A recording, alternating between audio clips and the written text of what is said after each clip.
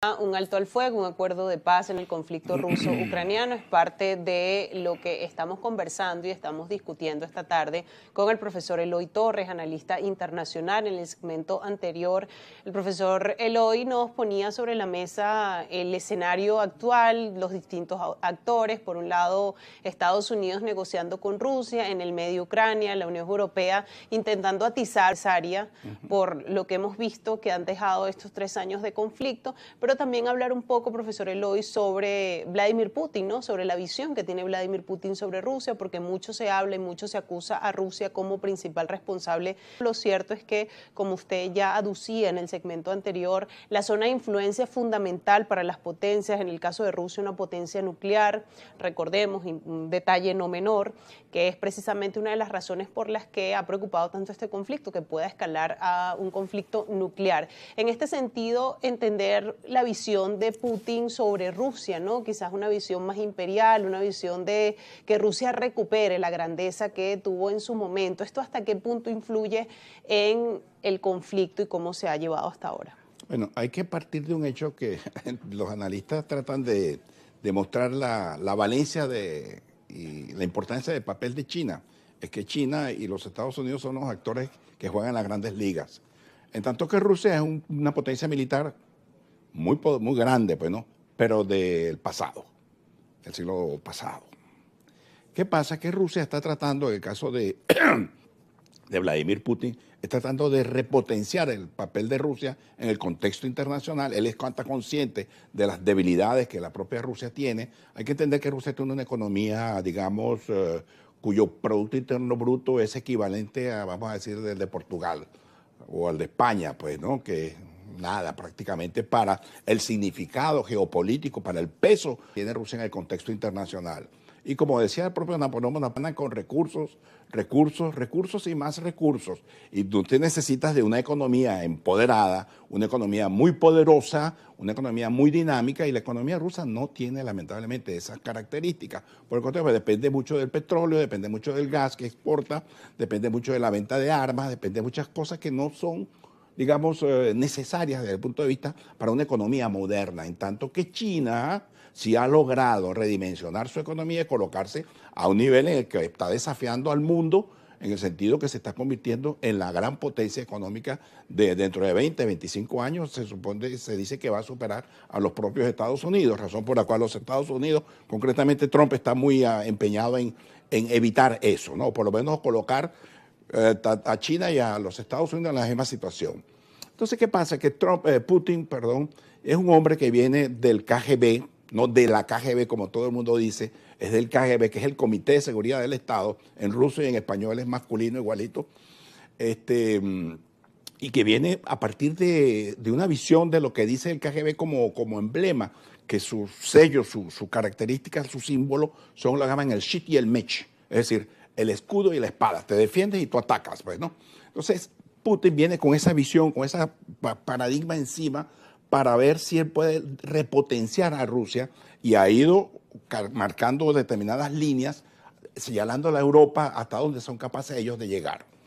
El solo hecho, pues, de que exigieran que no le permitieran o no estimularan a Ucrania para que ingresase a la Organización del Tratado del Atlántico Norte, OTAN, ya era bastante. Y sin embargo, estos se empeñaron, esa Europa y buena parte de la política exterior de Biden, se empeñaron en empujar a Ucrania, concretamente a Zelensky, para incorporar a Ucrania a la OTAN. Cuestión que a los rusos no les gusta, a Putin no le gustó, porque si uno estudia bien la historia de las relaciones internacionales, uno observa que en el año 1962 los Estados Unidos, por el intermedio de Kennedy, estuvieron a punto de iniciar. Los rusos, los soviéticos, en aquel entonces Khrushchev, aliado de Fidel Castro y el Che Guevara, colocaron unas baterías de cohetes nucleares en Cuba, cuestión que es en la frontera, prácticamente en las narices de Washington, de los Estados Unidos, y por eso el mundo casi está. Entonces estamos en una situación, invertimos la historia y estamos exactamente en la misma situación.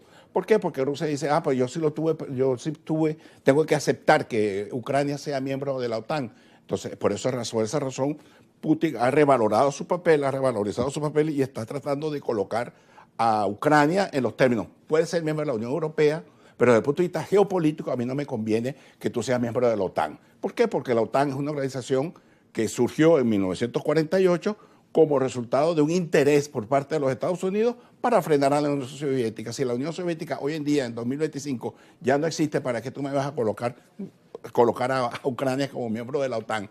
Y ese es todo el problema. Y que Putin concretamente está tratando de, digamos, de empoderar lo que le queda de posibilidades de empoderarse como un factor que no se quede atrapada en las fauces de China y de los Estados Unidos, porque lamentablemente su economía no da para tanto. Y eso es el drama que tiene Putin hoy en día. Y ahora también enfrenta las dificultades de las sanciones, ¿no? Luego desde que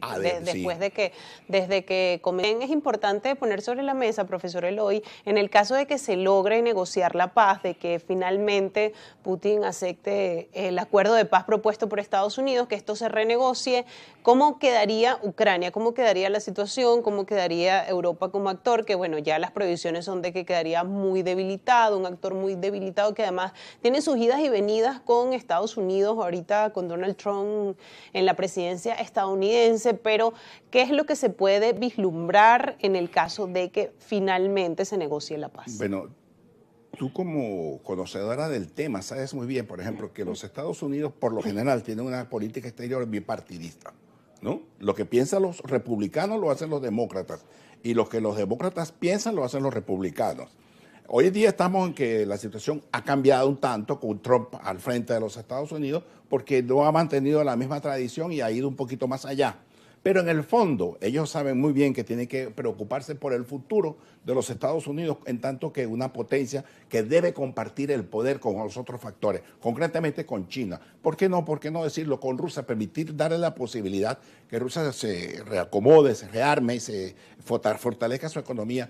La Europa, esa Europa envejecida, que está debilitada, claro, que se resuelve, se contenta con gritar y decir que quieren un conflicto con Rusia, cuando que Rusia no quiere un conflicto con ellos, por el contrario. Y hay que entender también la actitud de Putin como de los rusos, citando de nuevo a Winston Churchill, que en su famoso libro, La historia de la segunda cosa muy significativa. Y tú no puedes acusar a Churchill de pro-Putin o pro-comunista o pro-ruso, igual que a Meshemer, igual que a Kennan o igual que ¿cómo se llama? A Kissinger. Que Churchill dijo una cosa muy sencilla. Rusia tiene toda la razón en ser lo suficientemente suspicaz frente a ese Occidente, porque ese Occidente en 2 ocasiones en un siglo ha atacado a Rusia, ha atacado a Moscú, con Napoleón Bonaparte y con perdón. Entonces, Rusia tiene esa suspicacia, esa aprehensión frente a Occidente, y eso es lo que no quiere entender Occidente, que Rusia necesita de alguna manera, yo no estoy defendiendo a Rusia, yo estoy tratando de colocar desde el punto de vista racional de cómo actúan los actores internacionales. Y en este caso en concreto, Putin está tratando justamente de repotenciar a Rusia para evitar el descalabro institucional, axiológico, económico, político y geopolítico de Rusia. Por supuesto, siguiendo y fortaleciendo su interés nacional. También es importante, profesor Eloy, en este punto hablar del tema de Europa, pero desde el punto de vista de la defensa, porque ciertamente sí, muchos países europeos forman parte de la OTAN, pero la columna vertebral de la OTAN es Estados Unidos. También hemos visto en los últimos meses que los europeos decidieron aumentar el gasto militar, cosa que va a impactar, por supuesto, en las sociedades europeas. Entonces, ¿hasta qué punto Europa tiene las capacidades de seguir con este apoyo a Ucrania, seguir con esta narrativa que incentiva el conflicto y lo hace todavía más intenso, se aleja un poco, ¿no?, de la negociación, porque bueno, las voces europeas lo que claman es por el hecho de que Ucrania no salga desfavorecida de la negociación, pero ¿hasta qué punto esto puede ser viable, no? Sí, es factible, es muy doloroso, pero también hay que ser realistas. Yo analizo las cosas desde el punto de vista del realismo político y yo entiendo que, bueno, Zelensky provocó, junto con los europeos, provocaron ese conflicto, junto con Biden provocaron ese conflicto y bueno, de alguna manera tienen que salir. Los Estados Unidos provocaron el conflicto con el Vietnam y tuvieron que bajarle la cabeza a los vietnamitas para entender, buscar una salida negociada. Bueno, aquí estamos mutatis mutandis en una situación parecida. Zelensky tiene que entender, en primer lugar, si Zelensky reconoce 2 cosas, no me adhiero a la OTAN, y reconozco la titularidad rusa de Crimea, el conflicto se acaba. ¿Por qué? Porque lo demás viene de una reconstrucción. Los rusos les conviene ayudar a reconstruir a Ucrania. Además, los lazos históricos, culturales entre Rusia y Ucrania son más de 1000 años, 1200, 1300 años. La cultura rusa nace en Kiev, en la capital de Ucrania. Los grandes pensadores rusos prácticamente son originarios de Kiev, de Ucrania. Entonces es una vinculación que difícilmente tú puedes cortar con un cuchillo así para separar a Rusia de Ucrania, que es lo que han intentado hacer los europeos desde toda su vida, porque Ucrania siempre ha sido un elemento a disputar por parte de Europa, la Europa occidental, frente a Rusia. Bueno, en cómo se va gestionando, ¿no?, esta negociación. Al parecer hay perspectivas de que se pueda avanzar en este plan de paz para lograr finalmente que cese el conflicto. Bueno, profesor Eloy, yo tengo que despedir la entrevista, pero le agradezco por habernos acompañado esta tarde. Niña, ha sido un placer estar contigo y con toda tu audiencia. Gracias a usted por su análisis siempre tan completo. Amigos, vamos a hacer una pausa en esta edición de Brújula Internacional y al regreso seguimos analizando otros temas.